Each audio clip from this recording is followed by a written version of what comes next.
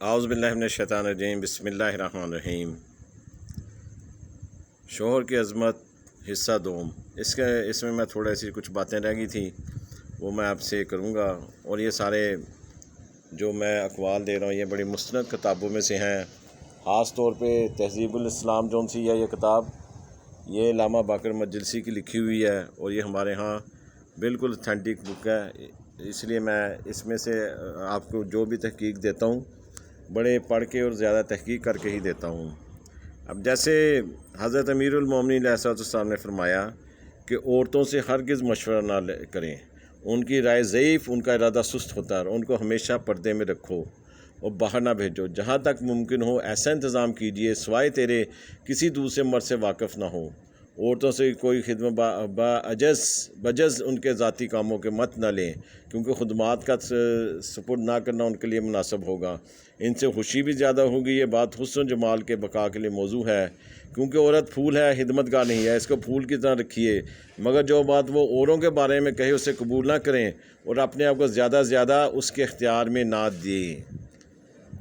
اسی طرح مولا رسول اللہ صلی اللہ علیہ وآلہ وسلم نے فرمایا، عورتوں کو بالا خانہ اور کھڑکیوں میں جگہ مت دو اور انہیں سورہ یوسف کی تعلیم نہ کرو، انہیں چرخہ کاتنا سکھاؤ اور سورہ نور کی تعلیم دو۔ مولا رسول اللہ نے عورتوں کا ذہن کی سواری سے منع فرمایا، یہ بھی فرمایا کہ نیک کاموں میں بھی عورتوں کی اطاعت نہ کرو، ایسا نہ ہو کہ ان کی طمع بڑھ جائے، پھر وہ تمہیں بدی کی طرف راغب کریں۔ ان میں سے جو بد ہیں ان سے پناہ مانگو، اور جو نیک ہیں ان سے بھی پناہ مانگو۔ اسی طرح امام باقر علیہ السلام نے فرمایا کہ اپنا کوئی راز اس سے نہ کہو، تمہارے عزیزوں اور رشتہ داروں کی نسبت جو کچھ وہ کہیں ان کی ایک نہ سنو۔ حضرت امیر المومنین علیہ السلام نے فرمایا کہ جس شخص کے کاموں کی مدبر عورت ہو وہ ملعون ہے۔ مولا رسول اللہ فرماتے ہیں کہ تو پہلے اپنی عورتوں سے مشورہ کرے۔ مولا رسول اللہ صلی اللہ علیہ وسلم جب غزوات کا ارادہ کرتے تھے تو پہلے اپنی عورتوں سے مشورہ کیا کرتے تھے، اور جو وہ رائے دیتی تھی اس کے برخلاف عمل فرماتے تھے۔ رسول اللہ نے فرمایا، جو شخص اپنی عورت کی اطاعت کرے گا خدا اسے سرنگوں جہنم میں ڈالے گا۔ لوگوں نے عرض کی، یا رسول اللہ اس اطاعت سے کون سی اطاعت مراد ہے؟ آپ نے فرمایا کہ عید گاہوں کی سیر، میدان جنگ کے لیے جانے کی اجازت طلب کرے، اور ایسا نہ کیا جائے تو بہتر ہے۔ دوسری حدیث میں فرمایا، عورتوں کی مثال پسلی کی ہڈی کی سی ہے کہ اگر اسے اس کے حال پر رہنے دو گے تو نفع پاؤ گے، اگر سیدھا کرنا چاہو گے تو ممکن ہے وہ ٹوٹ جائے۔ حاصل کلام یہ ہے کہ عورتوں کی ذرا سی ناخوشیوں پر صبر کرو۔ یاد رکھنا چاہیے کہ عورت کے جو حقوق مرد پر ہیں ان میں سے ایک یہ بھی ہے کہ اگر مرد گھر میں موجود ہو اور کوئی شرعی عذر نہ رکھتا ہو تو 4 ماہ میں ایک مرتبہ جماع کے لیے واجب ہے۔ اگر کئی بیویاں ہیں تو ان کے ساتھ بھی ایک ایک رات رہے، یہ یعنی کہ اس طرح ان کے ساتھ انصاف کیا جائے۔ تو اسی طرح یہ خاص طور پہ خواتین جون سی ہے اپنے شوہر کی اگر عزت کرے گی تو اس کے لیے جنت ہے۔ عورت کے اگر مولا نے فرمایا تھا کہ یہ بہت کچھ ہے اس کا بتانے میں، ہمارے پاس اس ٹائم وقت کی کمی ہے، نہیں تو کسی پھر وہ ٹائم آپ کو میں انشاءاللہ بتاؤں گا۔ اسی طرح ایک ہمارے پنجاب کا واقعہ ہے، جو 50-60 سال پہلے کا واقعہ ہے۔ ایک پنجاب کے ایک واربٹن کی طرف گاؤں ہے اس سائڈ پہ، اس کے قریب میں نام نہیں زیادہ ایگزیکٹ مقام نہیں بتا سکتا، تو ہمارے ایک دوست رہتے تھے وہاں پر، تو انہوں نے واقعہ سنایا کہ ان کی والدہ کا انتقال ہو گیا، تو ان کو دفن کرنے کے لیے جنازہ قبرستان لے کے گئے، نماز جنازہ ہوئی، قبر کھودی، تو قبر کھودی ہوئی تھی، دیکھا کہ ایک دم جب دفنانے لگے تو ساتھ والی قبر کے ایک بڑا سا شگاف ہو گیا اور اس میں سے ٹھنڈی ہوائیں نکلنا شروع ہو گئیں۔ بڑی سخت گرمی کا زمانہ تھا کہتے ہیں، تو ٹھنڈی ہوائیں اور پورا قبرستان خوشبو سے بھر گیا، معطر ہو گیا کہ لوگوں کا دل لگے وہاں پہ کہ یار کیا بات ہے، خوشبوئیں، اور وہ خوشبو ساری اسی ایک سوراخ میں سے ہوائیں، ٹھنڈی ہوائیں اور خوشبوئیں آ رہی تھیں۔ تو وہاں پر مولانا صاحب جو بیٹھے تھے انہوں نے کہا جی تدفین کریں، انہوں نے کہا جی اس کو بند کر دیں سوراخ کو، انہوں نے کہا یہ آپ بند نہ کریں، یہ تو ایک رحمت ہے اللہ تعالیٰ کی، دیکھیں پورا قبرستان مہک رہا ہے، یہ کوئی نیک قبر ہے، اس سے پورا قبرستان مہک رہا ہے، کیا خوشبو ہے اور کیا روحانی ماحول یہاں پہ ہو گیا ہے۔ تو انہوں نے خیر اپنی والدہ کو وہ شگاف کھلا رہنے دیا تھوڑا سا جو تھا، وہ اپنی والدہ کو دفن کیا۔ اس کے بعد گورکن سے پوچھا کہ یہ قبر کس کی ہے؟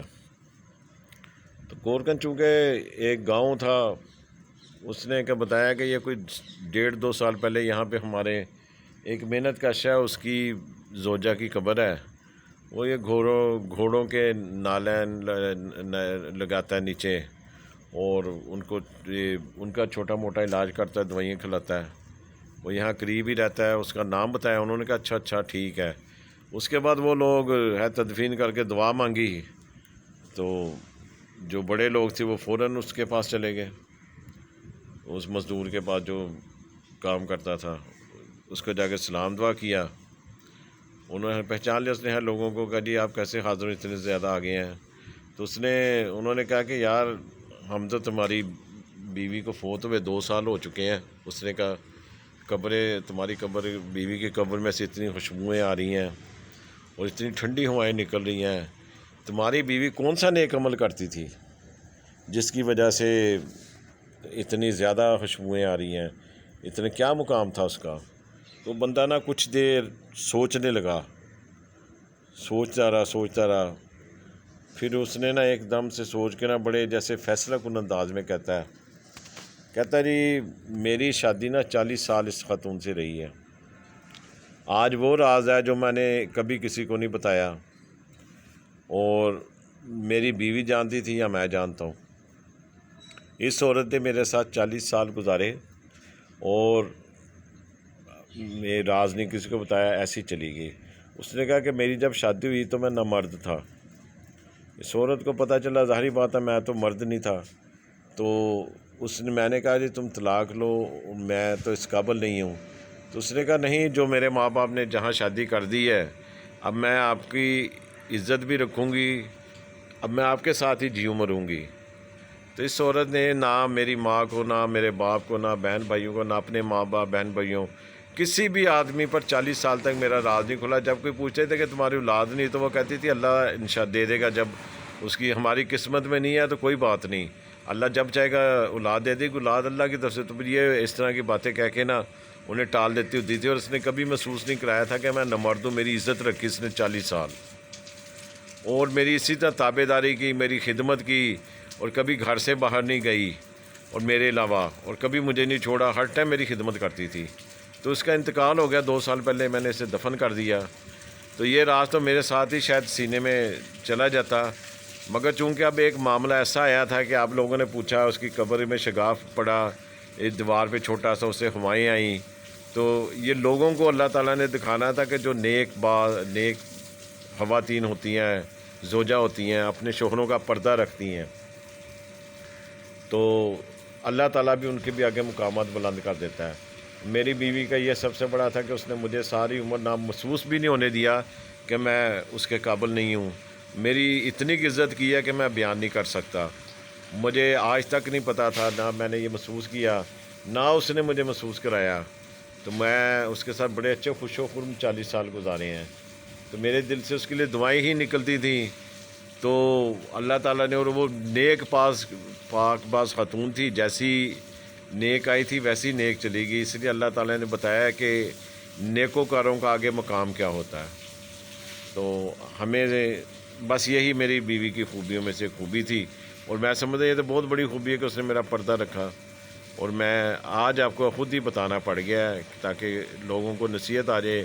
اب میں بھی عمر کے آخری مراحل میں داخل ہو چکا ہوں، کسی ٹائم بھی اللہ کی طرف سے کوئی بلاوا آ گیا تو میں اللہ کے حضور حاضر ہو جوں گا، مگر میری اس وجہ سے لوگوں کو پتہ لگے گا کہ خواتین سب کچھ ہوتے ہوئے کئی دفعہ اپنے شوہروں کو تنگ کرتی ہیں، تو خدا را وہ اپنے شوہروں کو تنگ نہ کریں، ان کے ساتھ ہنسی خوشی زندگی گزاریں، یہ ان کا جہاد ہے، تاکہ ان کے لیے آگے کی منزلیں بھی آسان ہوں۔ یہ دنیا، چونکہ مولا علی علیہ السلام کا فرمان ہے نا، دنیا آخرت کی کھیتی ہے، تو آخرت کی کھیتی کو ہم نے اکٹھا کرنا ہے۔ کیسے کریں کھیتی؟ اسی طرح نا، ہم اپنے مال لے کر جائیں گے تو آگے ہمیں فائدہ ہوگا۔ اور یہ تو ویسے بھی ہے کہ حضرت عزرائیل علیہ السلام جس وقت حضرت نوح علیہ السلام کے پاس آئے تو انہیں پوچھا کہ نوح تو نے دنیا کو کیسا پایا؟ حضرت نوح علیہ السلام نے فرمایا کہ ایسی ہے جیسے میں دھوپ سے چھاؤں میں آ گیا، اسی طرح ایک اور نبی سے پوچھا، ان کی بھی 200-250 سال ایج تھی، تو ان کہ آپ نے کیسا پایا؟ انہوں نے کہا بس زندگی ایسے ہی ہے، ایک دروازے سے آیا اور دوسرے سے نکل گیا، اس سے زیادہ زندگی کا نہیں پتہ چلا۔ کئی سال رہنے والے انبیاء نے بھی یہی کہا۔